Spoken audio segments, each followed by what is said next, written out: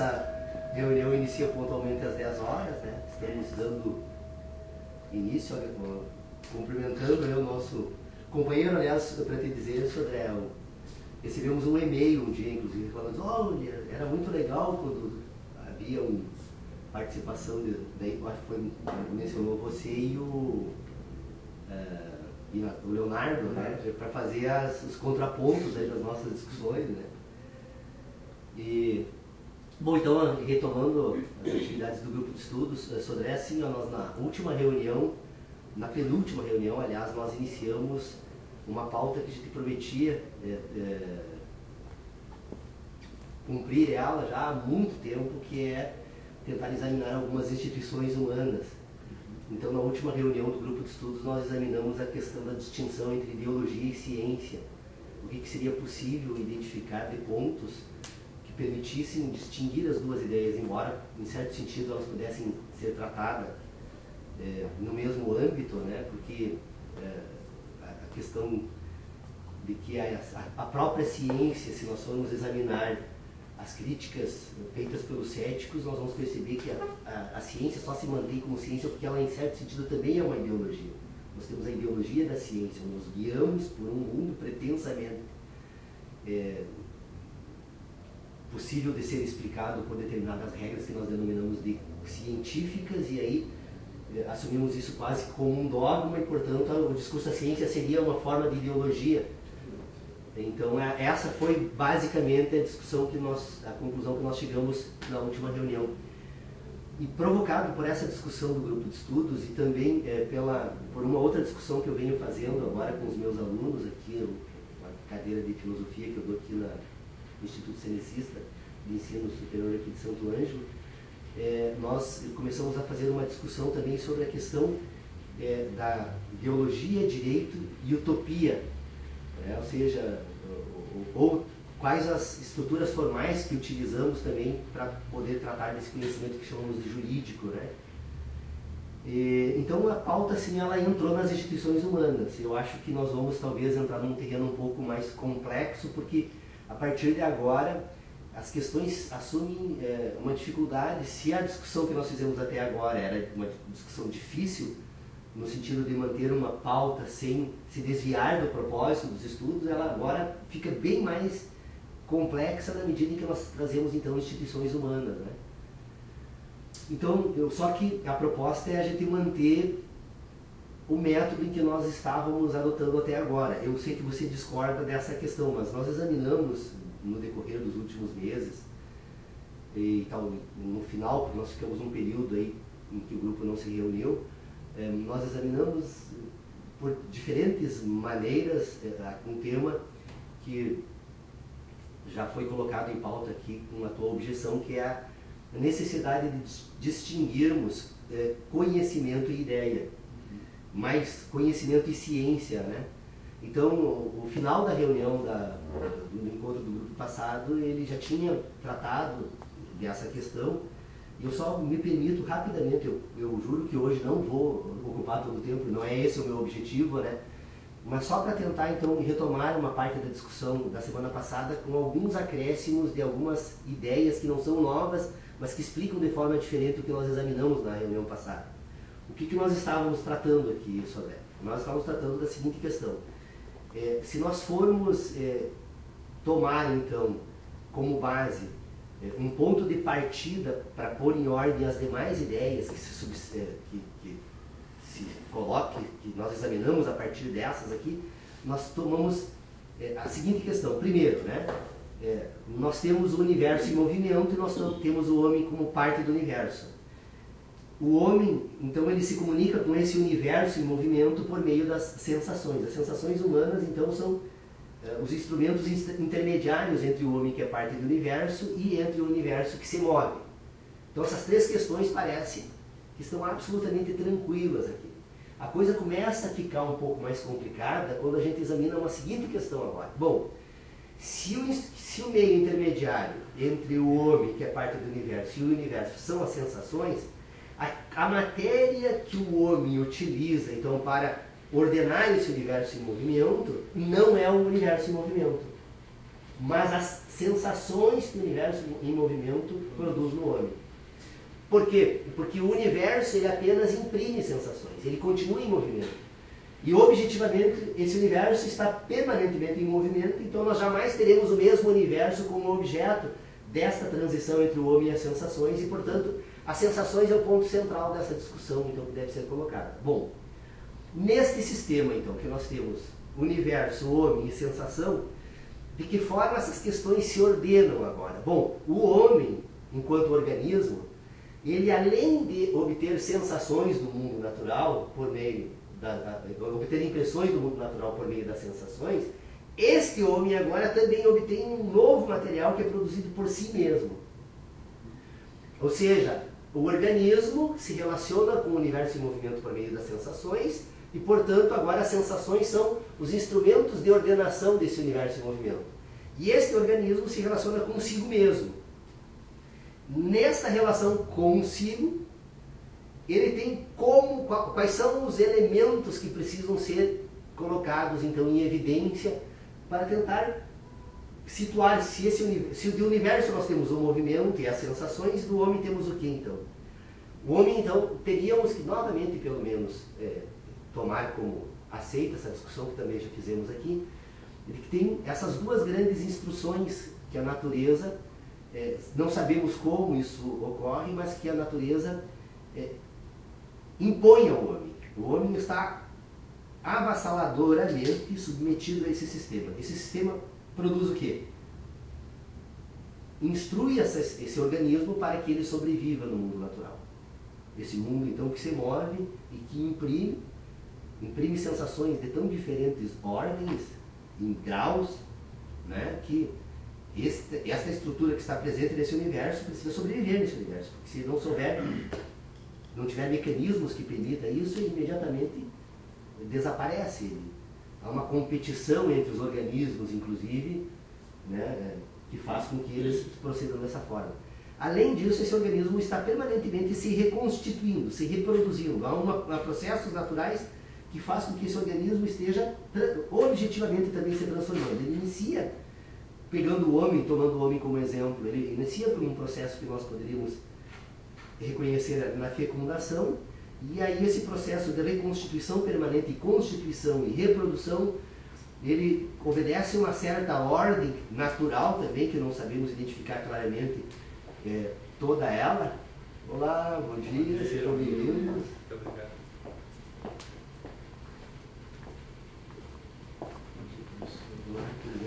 Se quiser sentar aqui, é para lado de cá, só para nós não há necessidade. Não. Ok. Só então nós estávamos, Tércio, tratando da seguinte questão.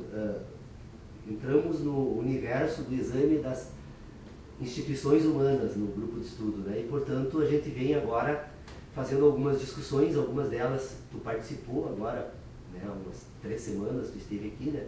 Então tu já mais ou menos participou de uma certa forma desse debate. Dessa discussão que ela, na verdade, ela é só uma ampliação de algumas questões que estavam sendo examinadas, e as questões são da seguinte ordem. Nós partimos do pressuposto, então, que temos o universo em movimento e homem como parte do universo, como elementos, então, que nós podemos aceitar tranquilamente, sem nenhuma possibilidade de divergirmos, né, que podemos aceitar isso. A segunda questão, então, que se coloca é de que o homem como parte do universo e o universo, o homem se relaciona com esse universo porque esse universo imprime sensações no homem. Então, as sensações que o homem obtém do universo são os elementos que permitem a esse homem ordenar esse universo em movimento. Portanto, nós temos homem, sensação e universo. E nós temos também o homem, né, que também, além de se relacionar com o universo por meio das sensações, ele se relaciona consigo próprio. Esta relação consigo, então, do homem e si mesmo, né, ela se dá por uma relação em que está subordinada a uma instrução natural que a gente percebe que ela existe, mas não sabemos das causas iniciais e, portanto, não temos por que nos deter a tentar explicar, mas reconhecemos que o homem busca sobreviver a qualquer custo. O homem e todos os organismos vivos, né? E que para que isso ocorra, ele precisa permanentemente estar se reproduzindo, e essa reprodução transforma o homem. Transforma de uma forma tal que ele inicia num processo chamado fecundação, e encerra quando esse processo todo é paralisado e, portanto, pela morte. A ausência da reprodução significa o fim, então, desse ciclo chamado vida. Bom, então, se o homem se relaciona por meio dos sentidos, nós poderíamos usar uma expressão que não me agrada muito, mas ela precisa ser utilizada, porque ela é necessário encontrar outras. Eu tenho outras explicações para dar, mas elas são um pouco mais complexas. E vamos dizer, então, que o homem se comunica com o mundo pelas sensações e se comunica com si mesmo pelos sentidos que ele obtém destas sensações. Então, se nós temos essas 5 sensações que se comunicam com o mundo natural e põem em ordem ao mundo natural, o homem tem apenas 2 para ordenar essas sensações consigo mesmo. Então, as relações agora. Então, nós temos um material aqui que precisamos colocar na mais absoluta evidência desse sistema de inteligência. Esse sistema de inteligência tem uma parte dele, desse sistema, que nós podemos identificar perfeitamente, sem a menor sombra de dúvida também, que se comunica com o mundo natural, o mundo que está fora dele. Então ele tem a audição, o tato, o olfato, o gosto e a visão. Esses 5 sentidos permitem, então, receber impressões e, portanto, ter sensações do mundo natural. Estes 5 sentidos, agora, eles são relacionados por esse organismo, que se chama homem total, homem na sua totalidade, que tem um conjunto de instrumentos de relacionamento com o mundo natural e um conjunto de mecanismos de relacionamento consigo mesmo. Então nós temos os sentidos no mundo natural, nós temos uma estrutura nervosa central que tem comunicação com todo o organismo. A relação, então, da sensação do mundo natural com o sentido, ou com essa estrutura orgânica do indivíduo, da relação desses 2 elementos, nós vamos produzir agora um sistema relacional. Então, esse organismo ele passa agora relacionando 5 sentidos e 2 sentidos, 2 sentimentos, das relações entre 5 sentidos e 2 sentimentos, ele vai produzir agora um conjunto de referências que vão servir de orientações para as suas ações no mundo natural. Ele se move, ele tem condições de intervir no mundo natural, ele se projeta nesse mundo enquanto um organismo animado pela vida, né? E, portanto, ele agora tem um mecanismo que ele utiliza para produzir, então, relações entre o mundo natural e os sentidos que nós denominamos de ideias. As ideias, então, para colocá-la em evidência, elas não são as sensações. As ideias tampouco são os sentidos. As ideias são relações entre as sensações e os sentidos. E as relações entre as sensações e os sentidos não são sensações e não são também sentidos. São relações. Portanto, quando eu trato de um âmbito daquilo que eu preciso ordenar para discutir em ordem as instituições humanas, eu preciso dizer o seguinte: este organismo, então, agora ele tem algo que nós podemos denominar de conhecimento. O que é o conhecimento que esse organismo acumula, então, no curso da sua existência? O conhecimento é o registro das sensações. Estas sensações que se dão, então, por meio de impressões, e essas impressões elas podem atuar de diferentes modos. Eu estou falando da impressão que se dá por meio da qual se produz ideias. Eu ainda posso admitir que essas impressões sejam de uma ordem tal que boa parte delas sequer o homem perceba que está sendo impresso. Essas impressões podem se dar em âmbitos diversos desse... Uma palavra simpática, embora a forma que ela foi colocada não seja, porque ela mais confunde do que ajuda a entender essas questões, nós podemos falar de uma espécie de um multiverso, né? Um universo sensível e as possibilidades de vários outros universos que sequer se comunicam conosco por meio das sensações. Mas nós temos as sensações como instrumento de comunicação e, portanto, este indivíduo acaba então desenvolvendo uma aptidão que é a aptidão de conhecer. Esta aptidão de conhecer é a aptidão que lhe permite então pôr em ordem as sensações do mundo natural. Então, quando o homem conhece e ordena as sensações, na medida em que ele faz isso, ele constitui um mundo. O mundo do conhecimento. O mundo que o homem tem é o mundo que ele conhece. Portanto, ele é produzido por meio das sensações. E esse mundo ele é um mundo ele é um mundo agora que o primeiro grande objetivo, porque o homem é uma totalidade, você não tem como separar uma parte do homem e outra parte de outra, o homem é algo total, portanto agora estas impressões que são, que se inserem no homem por meio daquilo que chamamos de conhecimento, elas vão buscar harmonizar-se com os sentidos. Há uma busca de harmonização. Então, quanto mais houver de concordância entre o mundo natural e o mundo dos sentidos, mais harmônico é esse sistema de inteligência. Ele consegue produzir agora um sistema de ideias que dificilmente entra em conflito nem com os seus sentidos, nem com o mundo natural, porque é resultado de um processo harmônico. Mas isso nem sempre ocorre, porque participamos de um agrupamento humano que tem certos pressupostos morais, éticos, né? E que, portanto, produz uma cultura, que é o objetivo no final dessa exposição, é então tentar situar a ética e a moral aqui nesse sistema, né? Para podermos então nos aventurar no exame das instituições humanas. Mas vocês percebam que a necessidade que temos de tentar delimitar esses dois ambientes de inteligência. Essa é a maior dificuldade que nós temos. Por quê? Porque toda a nossa educação, desde que nascemos, todo o esforço do processo civilizatório que nós precisamos aceitar para então nos submeter e, portanto, depois partir dos pressupostos que a civilização estabelece então para a nossa existência, todo o processo civilizatório ele atua de forma a não permitir que que o sistema de inteligência funcione dessa forma, mas a tentar te convencer que você se guia pelos objetos do mundo natural. Então alguém diz o seguinte: o que você poderia explicar dos processos naturais pelos quais você consegue falar de uma árvore? Não, porque eu vejo a árvore está lá no mundo natural. E quando na verdade o que nós precisamos nos esforçar para perceber que é exatamente o contrário. Que esta árvore do mundo natural, ela só é árvore do mundo natural porque ela produz sensações, e as sensações, então, é o único elemento que eu tenho agora para poder tratar da árvore do mundo natural. A ordenação destas sensações vai permitir que eu conduza meus movimentos, porque eu consigo agora combinar todas essas sensações do mundo natural. As 5 capacidades que nós temos, então, de comunicação exterior, elas são suficientes para construirmos um sistema de relacionamento que vai nos permitir, então, agora, nos apropriarmos, inclusive, dessa árvore.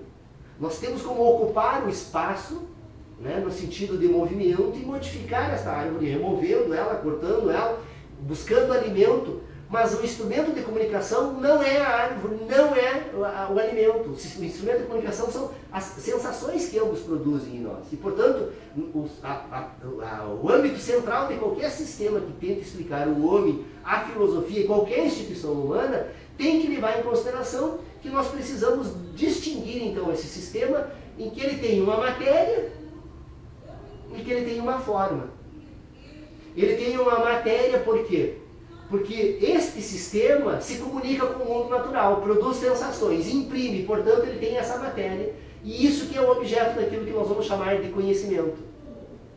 Este sistema que produz uma matéria, que imprime, que produz conhecimento, quando ele agora é ordenado, é harmonizado com os sentidos, ou seja, com as duas grandes, que a gente também não deve tratar dessa forma, mas é bom colocar, então, para simplificar, a dor e o prazer. A harmonização, então, das sensações com os sentidos de dor e prazer constitui um sistema, são as ideias do homem sobre o mundo. E as ideias estão num âmbito de inteligência e o conhecimento está no outro. Então, eu preciso identificar conhecimento e ciência, conhecimento e ideias. Porque o conhecimento é mais restrito, é muito limitado, eu só tenho 5 sentidos para catalogar o conhecimento.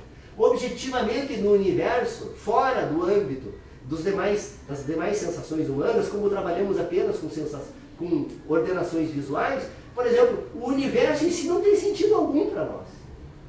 Porque além da ordenação de relações entre determinados elementos naturais, o máximo que nós conseguimos então por meio da visão são as luzes das estrelas, elas em si não produzem sensação alguma, eu não tenho sentido de estrela. Eu tenho uma ideia de estrela. Eu tenho sentido dos demais elementos naturais do planeta em que eu vivo, porque este sim, este se imprime em mim. Isso está presente ali. Eu já chamei a atenção para a necessidade de distinguir, nesses 5 sentidos humanos, a natureza lógica da impressão visual. A impressão visual não tem sentido. Ela é apenas serve como um sistema de ordenação dos demais sistemas de inteligência. Tanto que o único sentido humano que pode perfeitamente e quase sempre engana o homem é a visão. Portanto, jamais acreditem naquilo que vocês veem. Vamos fazer um São Tomé ao contrário, né? A visão nos engana sempre.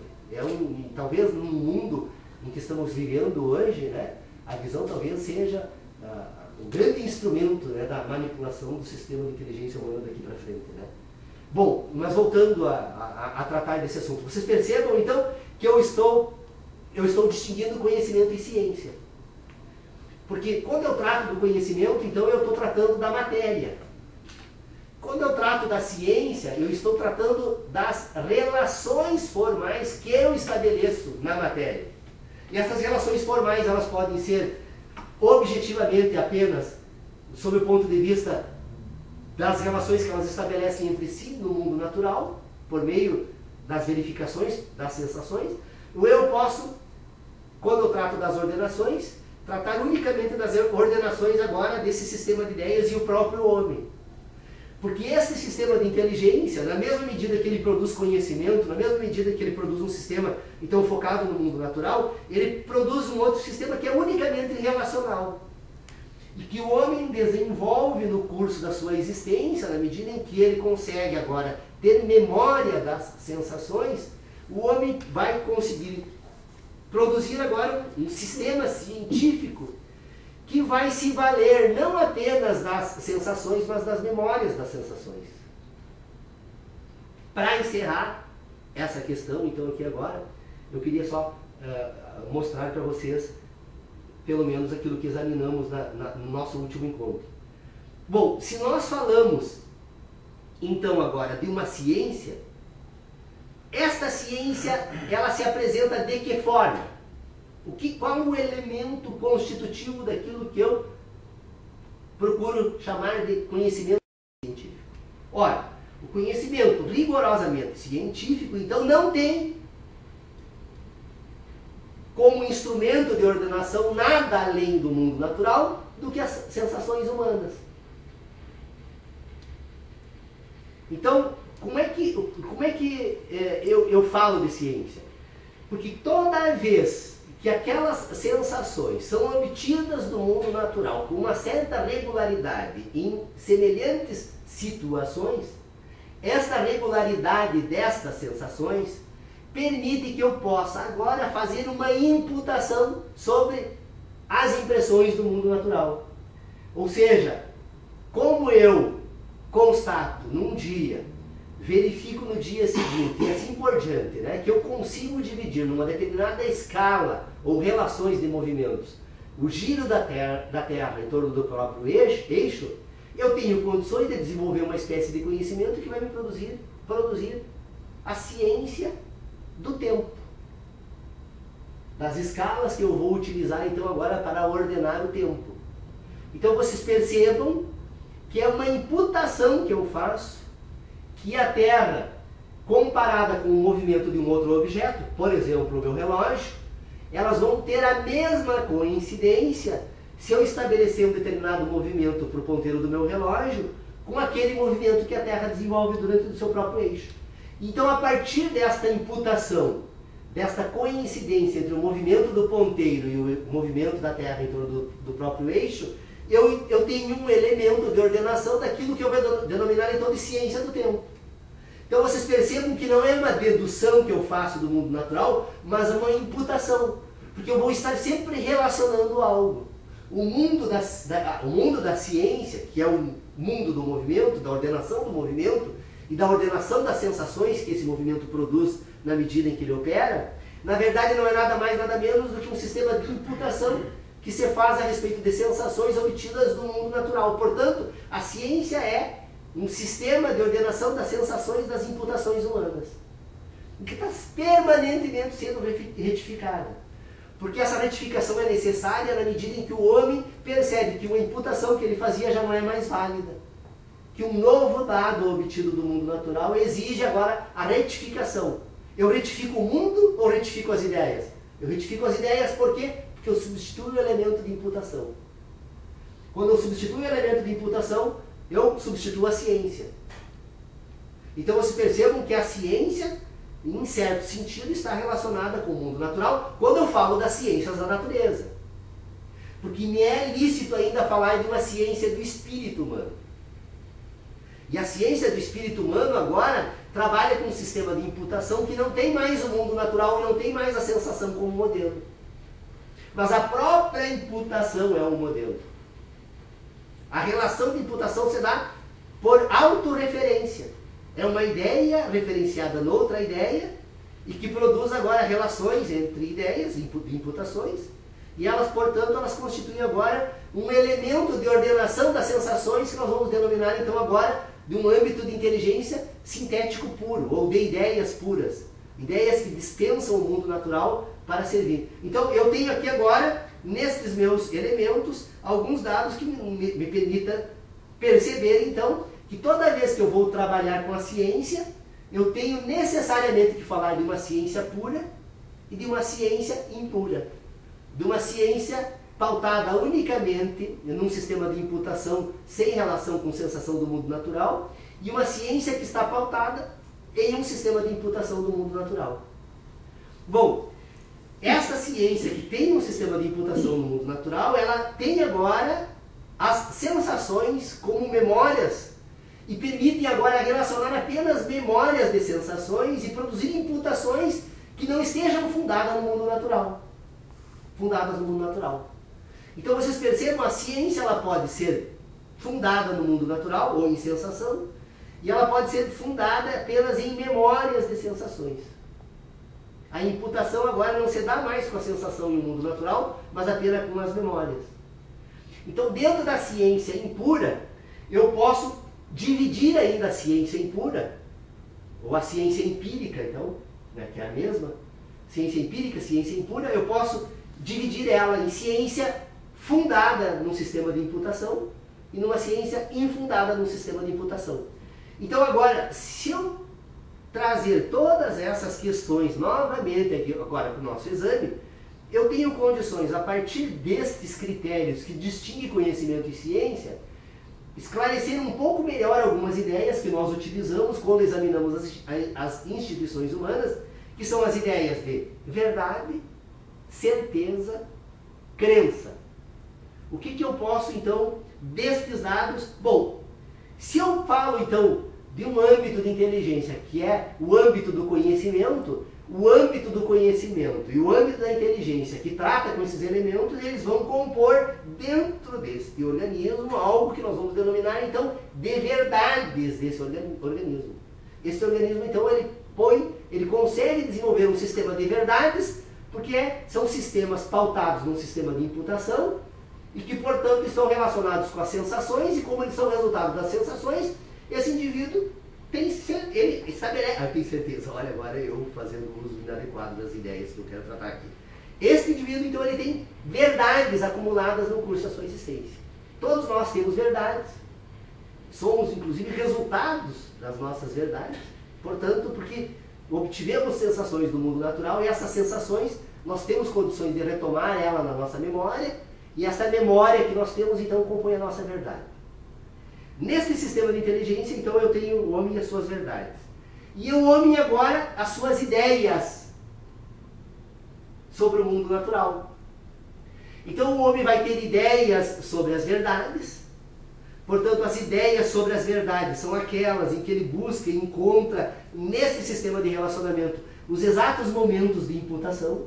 Então ele vai identificar no tempo e no espaço quando o fato ocorreu, porque ele tem uma imputação produzida por sensação nessa sua memória. Então nós temos um conjunto de ideias que se voltam para as verdades, e nós temos um conjunto de ideias agora que dispensam o mundo natural e o sistema de imputação. E um conjunto de ideias, então, que são voltados unicamente para as ideias produzidas unicamente no espírito humano, que são as certezas. O exemplo desse sistema, seria necessário fazer uma outra abordagem aqui para explicar um pouco melhor, mas é a matemática. Ninguém duvida da possibilidade de uma ciência pura no espírito, como é a matemática em si, que serve de modelo depois ao mundo natural, mas que em si não precisa jamais do mundo natural para servir-se de modelo.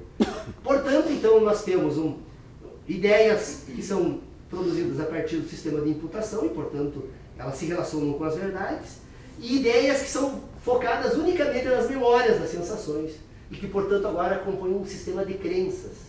As crenças são questões, algo que você acredita que venha a se repetir no mundo natural, e que, embora você tenha sensações como modelo, você não tem o ciclo completo das imputações para você estabelecer que ela vai efetivamente se realizar. É uma expectativa de realidade que todo indivíduo desenvolve, um conjunto das experiências que ele acumula no mundo em que ele vive. Então nós temos verdades, certezas e crenças. As verdades, então, as verdades se comunicando com os sentidos, as crenças se comunicando com as expectativas que se obtêm a partir dos sentidos, e a certeza se comunicando unicamente com o espírito humano. Então vocês percebam que a própria ciência do mundo natural, que se relaciona com o sistema de imputação, ela, na verdade, ela está fundamentada numa crença de que aquelas imputações que nós estabelecemos no mundo natural vão continuar se repetindo eternamente. Este apelo lógico que nós fazemos para aceitar a ciência como tal. Então nós vamos perceber que, na verdade, a ciência é também uma crença. Porque a ciência é uma totalidade. O sistema de ideias, o grande problema, a grande dificuldade que nós temos agora quando formos trabalhar com a questão das ideias ou da ciência, é de que nós estamos trabalhando agora num âmbito que é da totalidade. O homem que pensa é o homem total.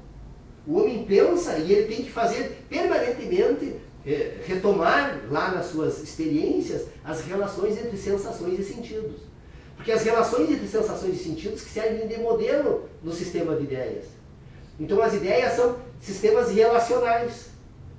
Por isso que os indivíduos desenvolvem traumas, que a psicologia até hoje não conseguiu explicar de forma satisfatória. É que essa inteligência de sentido, num determinado momento, ela não conseguiu se harmonizar com a inteligência relacional, entre os sentidos e as sensações.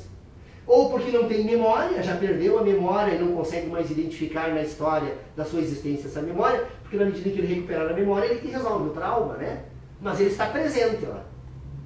Então todo o tratamento psicológico que tenta resolver distúrbio psicológico, na verdade, é uma intervenção daquele indivíduo que vai tentar auxiliar aquele indivíduo, buscar agora na sua memória das sensações algo que não está harmonizado com a das suas ideias. Então vocês percebem como isso, ele resolve um monte de questões, não apenas no âmbito da filosofia, mas em uma série de outras áreas em que estudamos o organismo humano. Então essa questão agora de colocar então desta forma me permite dizer o seguinte, que nós poderíamos então agora achar uma referência para tentarmos entender o que nós podemos denominar então nesse sistema de inteligência de moral e ética. Se nós vamos examinar as instituições humanas, né, se nós vamos tentar agora entender de que forma as ideologias se compõem, qual é o papel da ideologia na política, porque agora, depois de entender esses complexos mecanismos, nós ainda não estamos examinando o homem que age no mundo natural, que tenta dominar o outro, submeter o mundo natural. O homem está permanentemente tentando fazer isso, né? Então, nós vamos tentar entender agora o papel da política nesse sistema.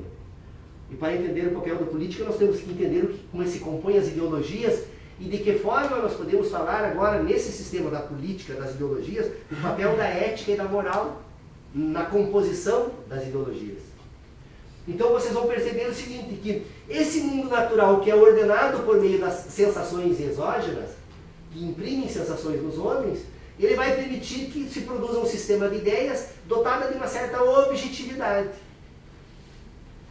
Então, nós percebemos o movimento do Sol, da Lua, das estrelas, em certo sentido, exagerando no sentido da expressão, mas é exatamente isso. Isso já é o desenvolvimento de um sistema moral sobre o universo.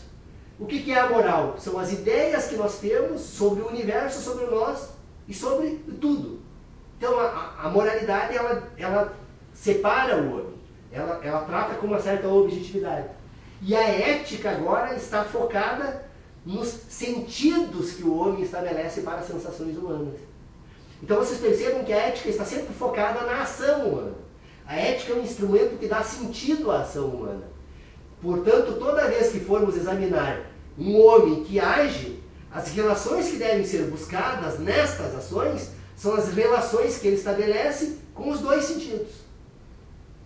Com as sensações de dor e prazer.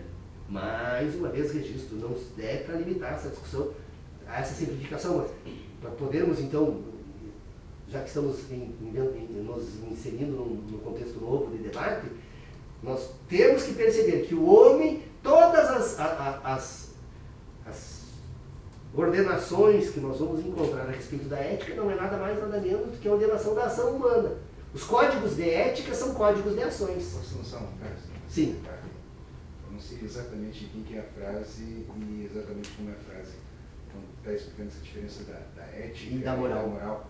E aí tem uma expressão que diz assim que a moral é aquilo que tu faz na frente das pessoas e a ética é aquela conduta que tu age quando as pessoas não estão te observando. Como é que entra nesse contexto? É apenas uma frase de expressão ou ela tem alguma relação dessa diferenciação da questão da ética e da moral? Aquela ação, a moral é aquela ação que tu toma quando as pessoas estão te observando e a ética é aquela ação que tu toma pela tua consciência quando não está sendo observado. Como é que entra nesse contexto? Eu acho que há um equívoco aí, porque na verdade a ação humana ela é sempre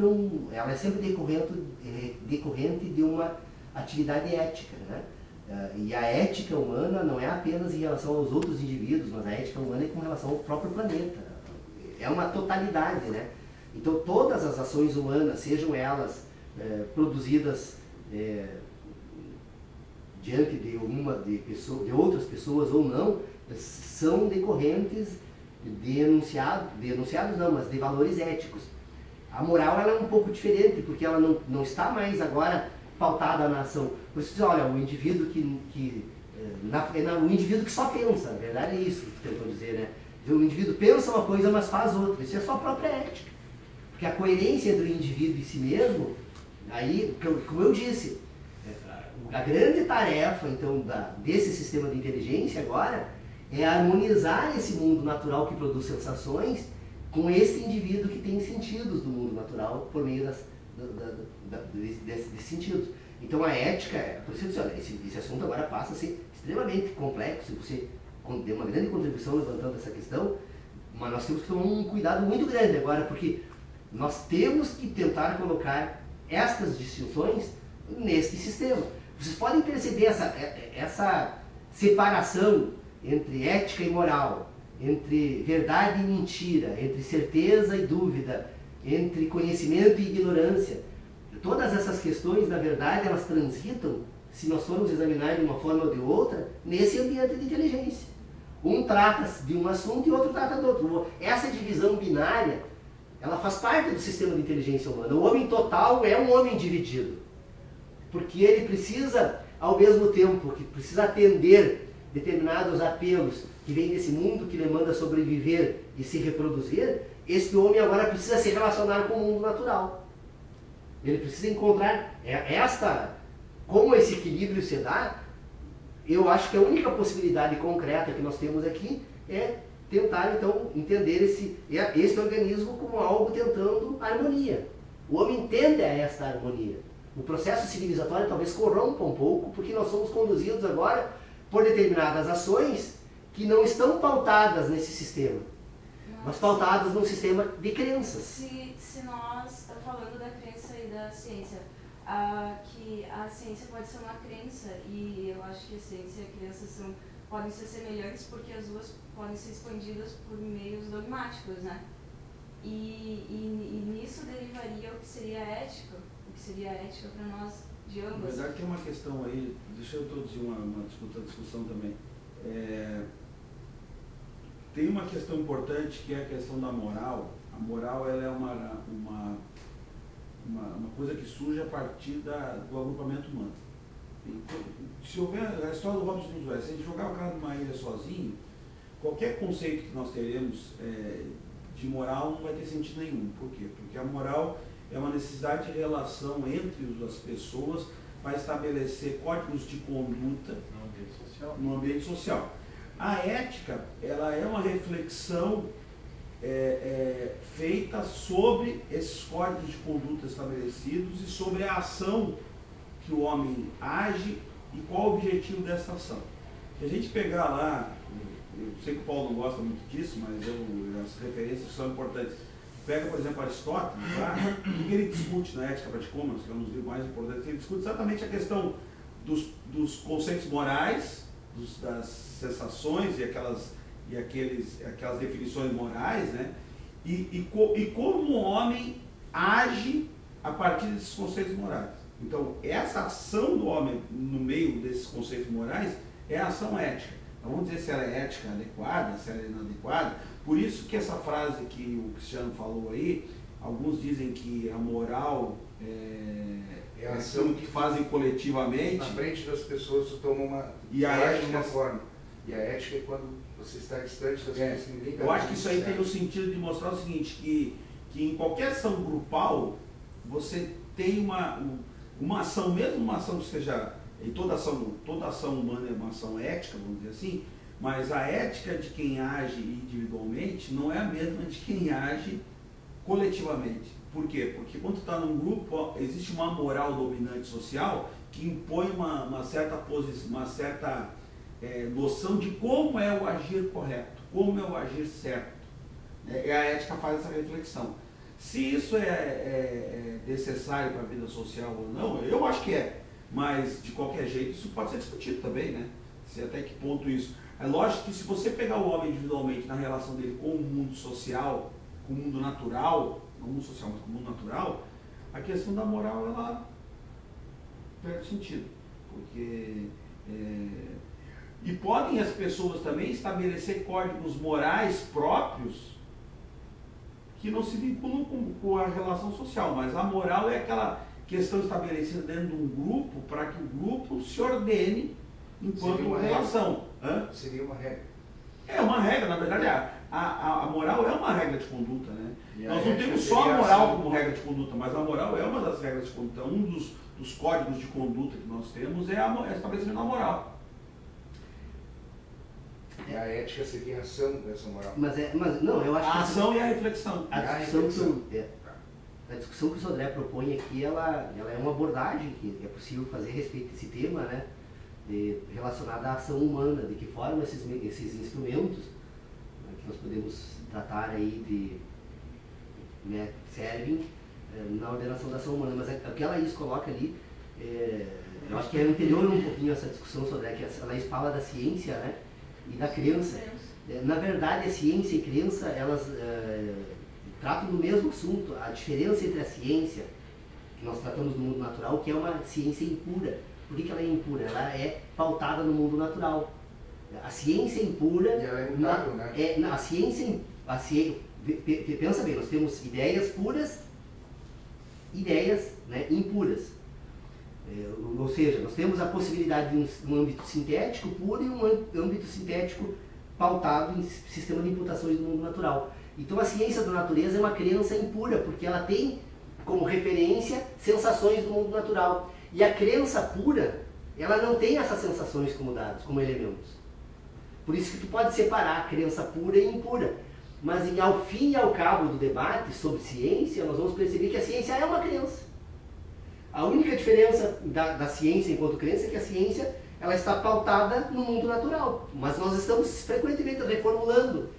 Imagine, por exemplo, a ciência na época de Copérnico, de Galileu, de Newton, de Einstein, né?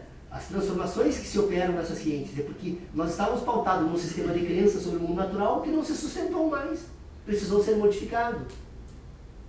Agora, o problema das instituições humanas é que as instituições humanas agora, elas substituem agora as sensações por sistemas dogmáticos. O que é um dogma? O dogma é um ponto de partida que eu estabeleço para, a partir deste ponto de partida, então agora eu vou deduzir um sistema. Mas só uma colocação. A ciência, então, ela se baseia, ela tem essa correlação com o mundo natural. A imputação, ela é um sistema de imputação sobre o mundo natural, essa é a ciência. Tá, essa é a ciência. E aí o dogma, a crença, é o mundo das ideias. Ele é produzido unicamente por referências, por expectativas que se constitui. Ora, todos os homens, a partir de hoje, seguirem determinados postulados morais e éticos, com o passar dos tempos, esses homens se transformarão em deuses, seres divinos.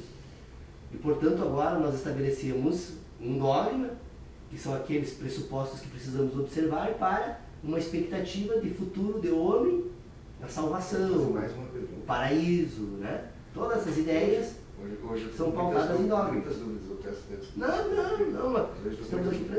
Você falou anteriormente da ciência do espírito, que é essa correlação no mundo das ideias. Uma ideia vai puxando outra e vai formando a ciência do espírito. Qual é a relação dessa ciência do espírito? Você falou de ciência natural e ciência do espírito.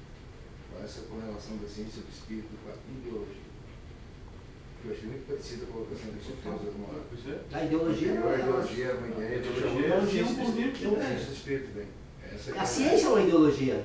A diferença entre a ideologia pura, né, e a ideologia política, que na ideologia política tu vai estabelecer certos pressupostos de ação. Né? O determinismo histórico no marxismo, por exemplo, né, é o pressuposto teórico, né, que leva todos a aceitarem toda a fundamentação que ele faz da economia, porque ele diz que a economia ela é decorrência de um processo histórico e ele determina que esse final desse processo histórico da economia é o comunismo. Ora, se o comunismo é algo que está colocado por uma determinação econômica, portanto, nada mais me resta a não ser aguardar esse processo histórico, ou intervir para fazer com que esse processo histórico ocorra antes desse determinismo histórico, né? A ação humana então interfere. Então vocês percebam que o marxismo tem uma ideologia, é um dogma. Se você retirar o determinismo histórico da ideologia comunista, o sistema todo desaparece. E o capitalismo também tem seus dogmas, o socialismo tem seus dogmas. Ou seja, você perceba qual é a função desses dogmas. Por isso agora, então, a gente pode ingressar na questão da ciência política, porque o homem, então, ele tem esses âmbitos, né, que nós identificamos que ele de inteligência. Agora o homem é um homem que age. Bom, se o homem é um homem que age, eu preciso reconhecer nessa ação as coordenações que esse mundo natural atribui. Ele vai buscar sobreviver, não apenas agora enfrentando o mundo natural, e enfrentando essas questões que lhe são próprias, orgânicas, porque nem toda ação está sob o controle da razão humana. Tem determinadas ações do organismo que estão completamente fora desse controle. Por exemplo, os batimentos cardíacos. O meu coração bate independentemente da minha vontade. Eu até posso, por meio de sensações, interferir nesse resultado do batimento cardíaco ou de exercícios, né? Mas é uma ação natural. Tem uma série de outras ações que se dão no organismo que estão fora do nosso controle. Se nós comemos, bebemos água, eu não dou nenhuma ordem para que meu organismo saiba o que deve fazer com esses elementos. Assim, ó, eu estava pensando aqui agora, falando da questão da ideologia, tem uma questão também, se tu falasse agora eu me dei conta. Na verdade, todo sistema de ideologia pressupõe antes uma noção de sistema de valores. Os sistemas de valores são estabelecidos pela moral dominante. Então, pega um sistema socialista, por exemplo, político, ou um sistema capitalista. Existem por trás alguns valores claros de cada um deles. Né? Você pode concordar ou discordar, a questão não é essa, mas existe um sistema de valores que é anterior. Por isso que quando a gente fala em ética e moral, o homem, a partir do momento que ele constitui, que ele conhece o mundo, e aí nós vamos discutir como é que conhece, nós estamos discutindo aqui não sei quanto tempo como é que conhece, mas depois que conhece, o homem começa a estabelecer, dentro das relações sociais, um conjunto de valores. Esses conjunto de valores vão pautar o estabelecimento da ética individual e da ética coletiva e vai acabar gerando os sistemas políticos, né? Que é o sistema político a partir dos valores constituídos. Quer dizer, eu acho que apesar da reflexão individual, quando a gente cai na reflexão coletiva, a gente não tem como, nas questões humanas, como o Paulo está dizendo, a questão da construção dos valores ela é uma base para a discussão de qualquer outro, porque nós vamos ter valores dominantes, não valores hegemônicos, porque hegemonia no mundo social é uma coisa muito difícil de pensar em democracia, né? E mesmo fora da democracia, porque os valores das pessoas nunca são hegemônicos. Mesmo que você vive numa ditadura, num regime totalitário, as pessoas vão querer impor um regime hegemônico, vão querer impor uma moral, mas as pessoas não necessariamente vão se submeter do ponto de vista do foro íntimo. Elas cumprir regras. Né, mas a questão do estabelecimento dos valores, o momento que estabelece esses valores e a influência deles, me parece uma discussão bem pertinente, bem importante para a gente descobrir como é que a gente vai entrar nessas instituições, porque e como o homem define esses valores, né? Por exemplo, apesar dessa relação toda com o mundo natural, com o mundo das ideias, em algum momento dessa definição, em algum momento do estabelecimento do mundo das ideias, o homem vai conviver com o outro e vai estabelecer valores que vão pautar e que vão normatizar a vida. Veja, não estou falando de normatividade jurídica. Normatividade jurídica é outra coisa. Mas normatividade teórica, normatividade da relação, normatividade das ações. Né? Que nós podemos normatizar isso juridicamente ou não, aí é outro problema. Né? Mas a questão do estabelecimento da moral me parece uma coisa muito importante na vida de sociedade. Né? A hora que o homem estabelece esses pressupostos morais é um momento de extrema relevância para a vida social. E aí, lógico, o pressuposto moral subtende ideias, subtende ideologias. Né? É que, na verdade, o organismo humano é algo tão complexo que a gente poderia imaginar algumas coisas para examinar também, porque algumas questões nós não estamos ainda completamente sob o domínio delas, né? Mas, por exemplo, a questão da repressão ao prazer é o principal instrumento de ordenação do sistema de inteligência que submete o homem civilizado. Na verdade, a repressão ao prazer sexual, porque ele compõe o elemento moral da maior relevância, porque o homem, antes de pensar sobre o mundo natural, ele pensa sobre si próprio. E essa autorreflexão a respeito dos seus sentimentos, né, quando ele encontra-se uma barreira do jeito que é colocada no processo civilizatório, tu pode submeter o homem de duas formas. Ou tu ameaça de morte, ou tu reprime o prazer. Então você domina o sistema. Mas isso estabelecido por uma moral dominante. Sim, nós temos uma moralidade, tanto que nós... Isso é uma moralidade dominante. Nós ocultamos... Se é certo ou não, é difícil saber, mas que há uma moral dominante social que diz assim, ó, que venha ela da religião, venha ela da convivência, venha ela da necessidade de estabelecer grupos familiares para poder manter uma certa organização da sociedade, isso aí é discussão enorme. Mas existe uma moral que diz que as pessoas devem manter uma conduta. Existe uma lógica toda em cima disso. Né? O processo civilizatório ele exige isso. Não temos como deixar de fora essa questão. Só que ainda, eu acho que a questão Embora da a questão da civilização... repressão seja uma coisa discutível, ela é necessária no processo de civilizatório, ordenação, né? Porque senão seria como um estágio animal. Meramente animal. Mas os Miriá Guarani não usam esse sistema repressivo e essa moralidade que nós usamos, então somos extremamente felizes, não vejo problema nenhum humano neles em função disso. Eles não têm. Vocês vejam, eu só deixa eu levantar um dado. Mas eles devem ter uma moral, eles devem ter, com certeza, não conheço eles bem. Não, a moralidade todo indivíduo tem. Não há ser humano uma moralidade dentro do grupo deles que estabelece as regras. Não pode ser igual a nossa, mas existe um. Sim. O que eu estou comentando assim, ó, não é que a moralidade nossa seja melhor do que a deles, ou a deles melhor do que a nossa. Nós temos um sistema moral, certo ou errado, não interessa, bom ou ruim, e eles também têm um sistema moral dentro do grupo deles, que também, esses sistemas morais, eles acabam regendo as relações. Quer dizer, o estabelecimento da moral, ele, em algum momento da relação humana, se estabelece um sistema moral. A gente pode achar, do ponto de vista da nossa avaliação daqui para lá, por exemplo, dos Miriá Guarani, que eu não conheço como você conhece, que o nosso sistema é muito mais rigoroso moralmente do que o deles, eu até acredito que seja. Acho que não. Não, eu não sei. É que a moralidade é distinta, né? É distinta, pois é. E a deles tem outro sistema moral, mas aí, veja bem, mas lá tem também um sistema moral, né, de relações morais. Então, o homem não consegue, nós não conseguimos, não sei se é possível, essa é a pergunta que eu fiz. Acho que não é possível prescindir de um sistema moral. E esse sistema moral pressupõe um conjunto de ideias, de certa forma, uma certa ideologia, não deixa de ser, mas pressupõe uma ordenação das ações, pressupõe uma ordenação ética, né, a partir desse sistema. Agora, qual é o momento que ele... Né, agora surgiu esse negócio, eu não sei qual é esse momento exato, mas ele existe, ele está lá. Desde quando o homem encontra com o outro, se estabelece alguns momentos em relação a ética. Uma coisa sem querer fugir do assunto, a questão da ética, da moral, que que me chamou a atenção, como esse conjunto de regras, como o Paulo falou, da questão do tempo, relações, como é interessante essa questão do tempo e desse sistema de ordem que o homem cria, né? Eu sou muito detalhista, observador das coisas. Hoje é mais uma manhã de qualquer dia, mas essa criação de tempo que a gente estabelecer, tipo assim, sábado e domingo, é uma manhã como outra qualquer, mas nós aqui percebemos que ela é diferente. Totalmente diferente de uma outra manhã. Tu vem aqui no Paulo, eu vim fazer uma reportagem aqui no dia de manhã.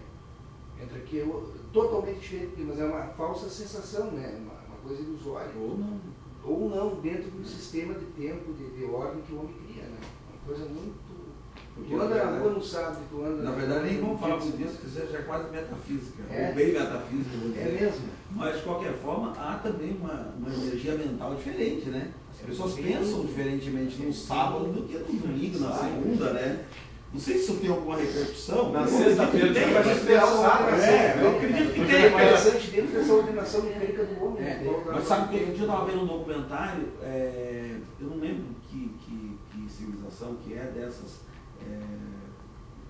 não sei se era Maia, se era Inca, se era, não sei, uma dessas aí, ou qualquer outra, parecido, só dei o nome porque eu não lembro mesmo, só estou falando sim, para ter uma referência mais ou menos de exemplo, em que eles mediam o calendário por um evento natural qualquer, tinha, por exemplo, uma planta, que de tempo em tempo ela nascia e etc. E aquilo era a referência do calendário, e daquilo eles fizeram todo um calendário baseado naquilo ali, junto com o sol, junto com não sei o quê. Então, o tempo é uma criação, né? O tempo é uma criação, uma referência que eu acho até que é necessária, mas de qualquer forma podia ser outra referência. Tempo não existe. O tempo Existe ter sucessão, sucessividade. Mas que causa falsas impressões, né? Ilusórias. Pessoal, eu só quero fazer um comunicado antes de encerrar a nossa reunião hoje. No próximo sábado nós não teremos reunião do grupo de estudos. Nós estamos na Semana da Água e eu tenho uma militância aí com as crianças lá da Escola da Lagoa. E a questão da água é uma questão da maior importância. Na outra semana eu não sei também se nós vamos... Mas eu faço assim, eu mando um e-mail para os presentes aqui, posto na página do grupo. Mas na sexta, no sábado que vem, com certeza. E convido vocês a participarem. É sábado santo, aí também, acho que não poderia. Olha o que está escrito ali. Olha o que está escrito ali. Olha a plaquinha ali. Tem que ficar em casa, quieto. Cuidando. Obrigado, então, pela presença.